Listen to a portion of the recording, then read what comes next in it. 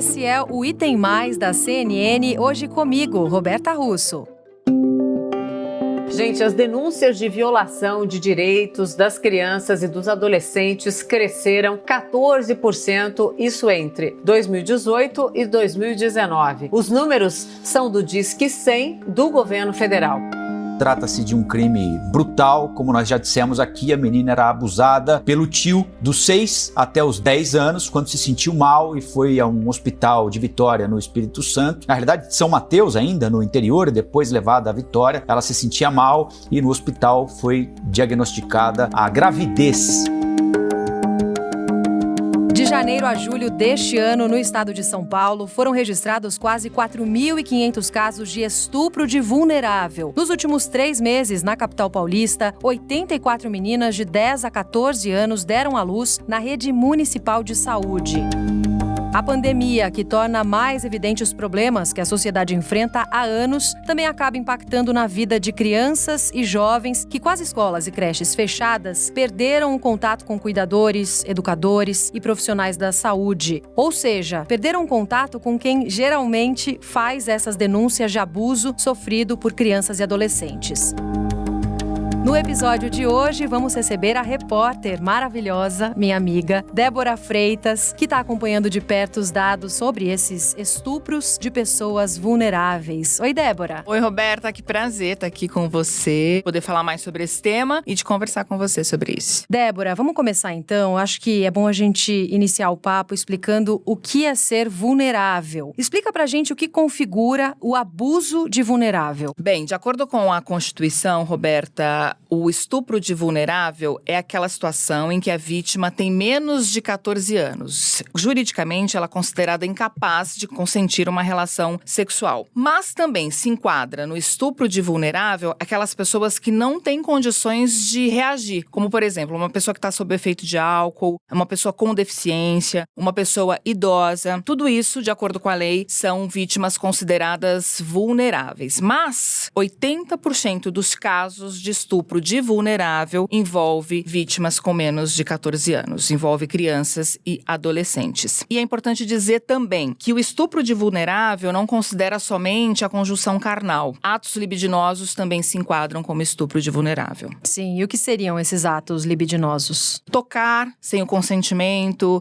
nas partes íntimas, isso também é considerado, não há conjunção carnal, mas isso também é considerado um abuso sexual. E o que chama muita atenção sempre é que 75% dos casos de abuso, e isso aparece na sua reportagem também, são normalmente de pessoas que têm relação com a vítima. Exatamente, uma relação próxima, né, no caso dos abusos em geral e principalmente nos abusos contra crianças e adolescentes, abusos sexuais. Normalmente essas pessoas são vítimas de pessoas que têm alguma ligação com elas, ou familiares ou amigos da família, pessoas que convivem ali com essas crianças e adolescentes. E muitas vezes a criança nem percebe que ela está sendo vítima de um abuso justamente porque ela sofre isso de alguém em quem ela confia. Então, muitas vezes ela entende isso como um carinho, principalmente a criança. Ela não entende que aquilo é um abuso. Então, por isso que muitas vezes ela nem conta pro pai ou pra mãe, pra outra pessoa da família. Até porque esse abuso acontece muitas vezes também vindo do próprio pai ou do padrasto, irmãos, primos. É importante isso que você está falando porque a gente só percebe a forma que acontece quando a gente se aproxima mesmo das histórias. E por trás das histórias tem os dados, os números. Eu sei que você está monitorando, né? Os números do Fórum Brasileiro de Segurança Pública a respeito disso. A gente está em setembro. O que é que a gente tem de informação até agora sobre esse tipo de crime e mais? A gente já consegue fazer uma comparação com dados do ano passado, até para a gente entender como a pandemia está afetando as notificações? O que a gente tem de mais recente são os números da Secretaria de Segurança Pública de São Paulo, que mostram o seguinte: em 2020, até o mês de agosto, foram registrados 4.481 casos de abuso sexual contra crianças e adolescentes. Isso dá uma média de 21 ocorrências por dia. Em 2019, nesse mesmo período, foram 5.060 casos, o que dá praticamente um caso por hora, né? A gente observa aí uma redução de 11,5% em 2020 na comparação com o mesmo período do ano passado. Deveríamos comemorar, mas não podemos, porque de acordo com os especialistas, esse é um indicativo bem forte de subnotificação. Por quê? Por causa da pandemia, as escolas e as creches estão fechadas. E é justamente nesses locais são os cuidadores, os professores, os agentes de saúde que normalmente identificam indícios de que a criança está passando por um abuso sexual, normalmente na casa dela. Com as escolas e creches fechadas, acredita-se que há uma subnotificação. Por que os especialistas acreditam nisso? Primeiro porque houve uma queda nesses números, ao passo que os abusos contra mulheres e contra pessoas idosas subiram nesse mesmo período. Então, esse dado também corroboraria, confirmaria uma subnotificação de casos de abuso sexual contra crianças e adolescentes. Sim, então a gente tem uma questão difícil, que é tentar ter uma ideia da quantidade de casos subnotificados durante esse período de escolas e creches fechadas. Dá pra gente ter ideia? Não dá, até porque o número de casos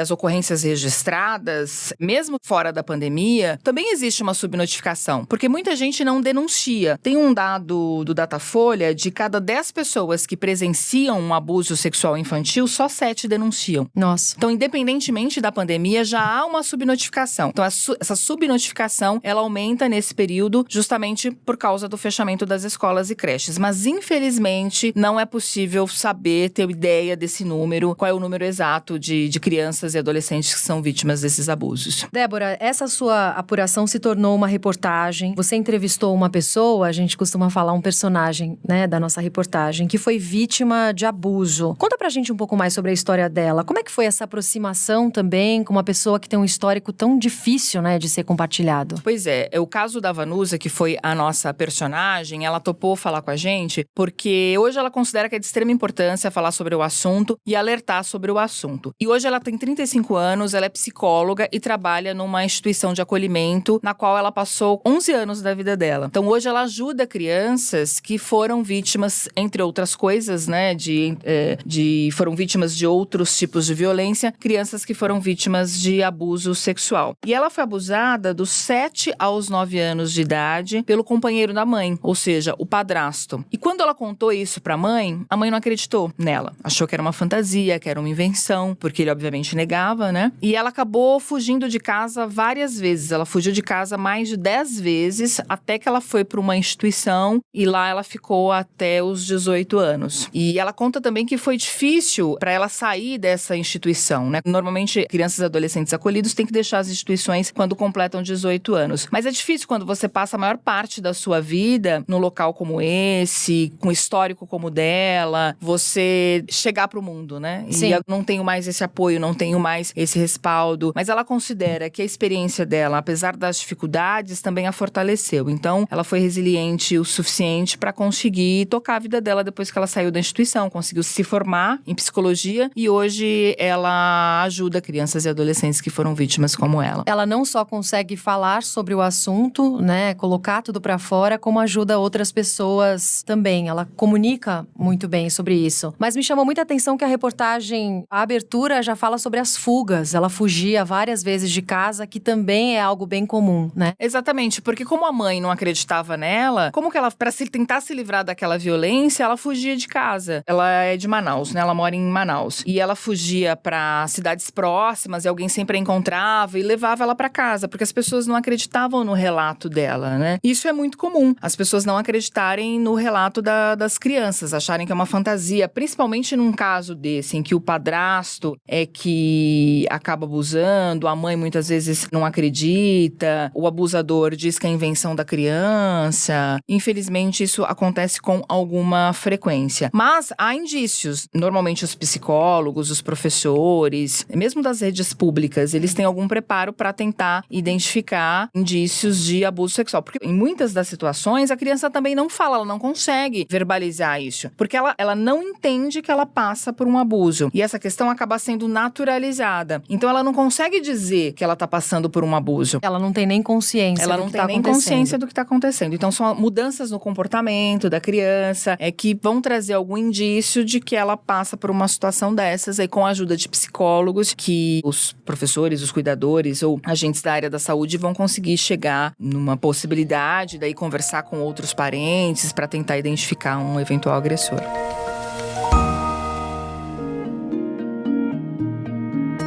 Isso que você falou dos psicólogos, né? Depois da agressão, a gente às vezes não fala muito sobre o que o trauma pode causar, as consequências, né, que são causadas depois. Até tantos especialistas estão discutindo neste momento o que a pandemia da Covid-19 vai deixar de marcas profundas na nossa sociedade, nas nossas crianças, né? Os efeitos pelos próximos anos. E isso também acontece com as crianças que sofrem violência sexual. Muitas vezes elas não conseguem dar novos significados a essa situação e não lidam de uma forma tão boa, digamos assim, como é o caso da Vanusa, que consegue falar sobre o assunto e consegue ajudar até outras pessoas. O que a gente sabe sobre esse efeito depois do trauma? Pois é, a criança ou adolescente que é vítima de abuso sexual tem muita dificuldade de tocar a vida. Diferentemente do que aconteceu com a Vanusa, acho que acaba sendo uma minoria. Tem uma questão também que 90% das vítimas de abuso sexual é mulher, então tem uma questão de gênero aí também, né? Então essas meninas acabam engravidando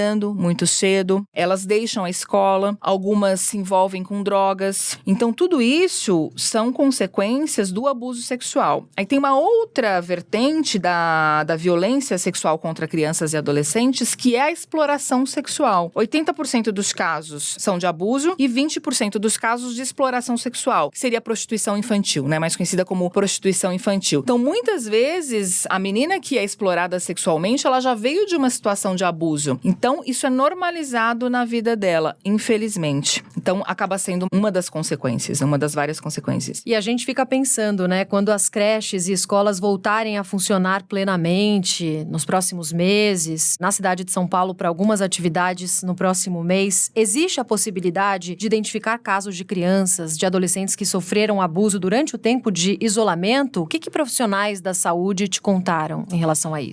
Eles são preparados para isso, né? A gente tem, inclusive, a rede pública de São Paulo, a rede municipal de ensino, tem uma rede bastante forte de profissionais voltados para essa situação. Inclusive, a cidade de São Paulo, a Secretaria de Educação Municipal, firmou um convênio com a ONG Liberta, que é uma ONG que trabalha no combate à exploração sexual, para tentar identificar esses casos nesse período em que as crianças estão em casa, que elas não têm o contato com os professores e com os tutores, né? O contato é só online. Então, tem um site, uma plataforma em que essas crianças podem entrar para fazer algumas atividades, alguns jogos. E eles já conseguiram pegar alguns casos, são poucos, né? Mas alguns casos de adolescentes vítimas de abuso sexual durante a pandemia. Então, esses profissionais, eles estão preparados para, nessa volta, conversar com essas crianças e identificando algum sinal, que normalmente o que eles dizem é uma mudança brusca de comportamento. A criança que é muito tímida, ela pode ficar mais expansiva, e a criança que é muito expansiva, ela pode ficar fechada, mais tímida, e às vezes elas contam, mesmo sem saber que aquilo é um abuso, elas vão dizer, porque eu recebi um carinho, o nome que seja dado, né, pelo abusador. Fulano fez isso comigo, fulano me tratou dessa forma, e daí esses profissionais vão tentar encaminhar essas crianças para um serviço de atendimento. Sim, e você falou do Instituto Liberta, a sua reportagem usou alguns trechos desse documentário que também é bem interessante. Qual que é esse documentário, Débora? É um documentário chamado Um Crime Entre Nós. Um dos produtores é a Liberta, essa ONG Liberta, que é presidida pela Luciana Temer. Eu também conversei bastante com ela sobre esse tema e o papel da ONG, né, na sociedade. Então eu recomendo. Um Crime Entre Nós está disponível no site, é liberta.org.com. Ótima dica. Conta a história de vítimas de abuso, enfim, e os traumas que um abuso sexual pode causar na vida de crianças e adolescentes. O papel da ONG Liberta qual é? Tentar conscientizar as pessoas sobre esse problema que existe aqui na sociedade, né? Na nossa sociedade, não só na sociedade brasileira, mas na sociedade de um modo geral, e não deixar que isso se naturalize. De acordo com a Luciana Temer, quando a gente não fala sobre esse assunto, isso acaba se naturalizando. Então você precisa primeiro falar para que as pessoas entendam que isso não é natural, que isso não é comum, e a partir daí essa conversa evolua para a construção de políticas públicas de combate à violência sexual infantil. Ela trouxe também alguns dados pra gente. O Brasil Brasil é o segundo país com o maior índice de exploração sexual de crianças e adolescentes. A gente está atrás apenas da Tailândia. Ela trouxe um dado do Banco Mundial que mostra que o Brasil é o quarto país no mundo com o maior número de casamentos infantis. Atrás apenas de alguns países muito pobres que ficam na África e na Índia. Nós somos um país extremamente machista, né, que objetifica o corpo da menina e da mulher. Basta dizer que nós somos o quarto país com maior índice de casamento infantil. E quando eu falo casamento infantil, aqui eu tô falando de meninas de 10, 11 anos casadas. Casamento infantil. Casamento infantil, mas isso é muito naturalizado aqui. Porque a menina engravida aos 14, aos 13, 14, 15 anos de um outro adolescente e ela acaba se casando. Pra família é melhor que ela se case. E em muitas das situações, a menina ela engravida não é porque ela não tem informação, é porque a gravidez na adolescência vai levá-la para um outro patamar dentro daquela sociedade. Ela vai passar a ser mais respeitada, ela vai sair de uma situação, muitas vezes, de várias violências numa família com um número muito grande de pessoas, para começar a família dela, teoricamente, com um número menor de pessoas, que é ela, a criança, ela, o companheiro e o bebê. Só que na maior parte das situações, ela foi vítima de um abuso sexual. Ela foi vítima de uma violência, porque ela tem menos de 14 anos. Então, independentemente de ter sido consentido ou não, a lei entende que ela foi vítima de abuso sexual. Sim. E Débora, vamos reforçar então, para quem está escutando a gente, como denunciar se você souber de qualquer caso de violência envolvendo criança ou adolescente, qualquer pessoa que possa perceber que isso está acontecendo, o que fazer numa situação como essa? O Disque 100 é o principal canal de denúncia. O Disque 100 é ligado ao Ministério da Mulher, da Família e dos Direitos Humanos. A pessoa não precisa se identificar, basta fazer a denúncia, passar os dados que forem solicitados pelos atendentes, abre-se uma ocorrência e essa denúncia vai ser investigada. Então, em qualquer lugar do país, é possível ligar para o Disque 100 para fazer denúncias de abuso sexual infantil. Débora Freitas, muito obrigada por conversar comigo aqui no Item Mais. Até a próxima. Até a próxima, obrigada pelo convite. Espero conversar com você novamente.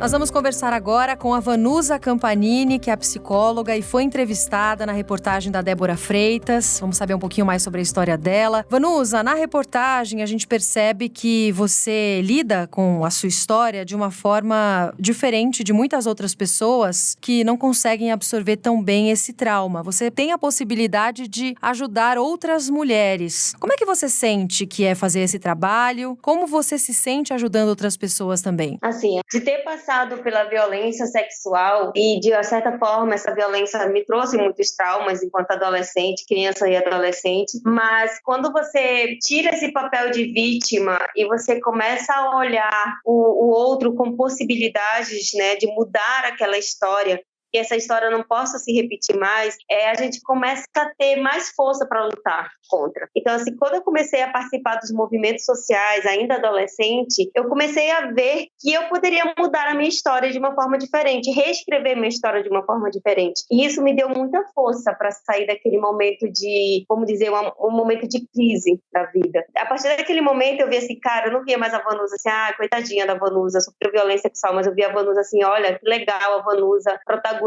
reescrevendo sua história, buscando mudar a sua história. E dentro dos movimentos sociais, que a gente trabalhava justamente com as temáticas de violência sexual, eu comecei a falar da minha história, comecei a falar para as pessoas o que tinha acontecido, e isso me dava mais força, e vendo que a minha história poderia modificar outras histórias também. Sim, é muito legal isso que você falou, inclusive da Vanusa protagonista, né? A sua formação em psicologia teve alguma relação com essa vontade de ajudar outras pessoas a partir da sua história? Quando eu pensei em fazer alguma faculdade, sempre pensei em uma faculdade que pudesse ajudar o outro, assim, cuidar do outro. Eu gosto muito de cuidar das pessoas. E aí eu pensei em psicologia, pensei em serviço social, pensei em farmácia. E aí quando eu fiz a prova, eu passei para psicologia. Era algo que meio que já foi meio que determinado mesmo, assim. E aí a psicologia super casou, eu gostei do curso, né? Me aprofundei bastante nos estudos. E hoje consigo fazer esse trabalho com as meninas. E a gente vê que é um diferencial. Uma coisa é você achar que a pessoa sente aquilo, outra coisa é você ter certeza do que ela está sentindo, porque você já sentiu, já passou por isso e sabe muito bem quais são as dores. Então fica até mais fácil de a gente conseguir adentrar nas suas dores, nas suas crises. Quais são os sinais, Vanusa, a partir de todo esse trabalho que você realiza, né, e de tudo que você aprendeu também, quais são os sinais, normalmente, nas crianças de que algo está errado ou de que essas crianças e adolescentes possam estar sofrendo algum tipo de abuso? Que sinais eles costumam manifestar, até para os pais? Muitas vezes, uma criança que é muito alegre, extrovertida, ela passa a ser introvertida, né? Uma criança que era animada, gostava de brincar, gostava de correr, uma criança muito falante, ela acaba perdendo essa vontade de brincar, essa vontade de correr, ela fica mais quietinha, não quer falar muito. Outras crianças que não tinham uma agressividade começam a passar a ser um pouco mais violenta, a morder, muitas vezes a brigar na escola, e isso não apresentava antes. Então, muitas crianças perdem o apetite, crianças que gostavam de comer acabam não comendo mais, ou o inverso, crianças que tinham uma alimentação normal, se alimentavam como normal e depois começam a comer muito. Isso também são sintomas. Sim. Agora, como conversar com uma criança sobre esse assunto? Como abordar um assunto tão difícil com uma criança para tentar entender melhor o que está acontecendo ou tentar explicar algo também para essa criança? Muitas vezes, assim, os pais, a gente não pode nem julgar tanto, né? Porque muitas vezes o pai não teve uma educação, né? Uma educação, vamos dizer, sexual, de como lidar com essa situação. Então fica até muito mais difícil, porque às vezes é algo que já vem de hereditário, já vem de família, né? As famílias vão trazendo dessa vez algo muito tradicional, muito fechadinho, que não fala sobre sexualidade, que não fala sobre violência sexual. Então, para muitos pais é muito difícil, mas seria muito bom conversar com a criança, perguntar como foi seu dia, como você está, né? Muitas vezes, o que aconteceu na escola? Me conta um pouco como foi seu dia hoje na escola. Eu acho assim, quando você consegue trazer essa criança para perto de você, começa a passar confiança para essa criança, ela consegue se abrir naturalmente, né, com as pessoas. Dá essas indicações para a criança também, às vezes a mãe orientar, olha, aqui é uma parte preciosa, não deixa ninguém tocar, se alguém machucar você, conta para a mamãe. A gente sempre trabalha muito isso com as meninas, em relação a esse toque, porque muitas vezes nunca pode ser um carinho, mas um carinho diferenciado, e ela não vai saber entender o que é carinho, o que é violência. E se está orientando as crianças em relação a esses toques é muito importante também. Mas depois que um abuso tiver acontecido, por exemplo, o que é mais importante dessa criança escutar? Do pai, da mãe, de uma pessoa que está acompanhando? O mais importante, depois que um abuso tenha acontecido, é dizer assim, estou com você, né? Acredito em você, apoio você, porque muitas vezes a criança se sente culpada naquela situação. E assim, e muitas vezes muitos pais não sabem falar, porque você procurou isso. Muitas vezes acontece de pais, você que procurou isso, né? E não, mas naquele momento a criança precisa de um apoio, ela precisa sentir confiança em alguém. E essa pessoa tem que estar dizendo assim, estou com você, acredito em você, eu acredito, posso ajudar você. Ela vai se sentir confortável até para depois dizer o que aconteceu. Tá certo. Vanusa Campanini, muito obrigada por conversar com a gente aqui no Item Mais e parabéns pelo seu trabalho. Hoje o Item Mais fica por aqui. Amanhã, Monalisa Perrone está de volta. Obrigada pela participação. Obrigada, gente, pelo acolhimento. Tchau.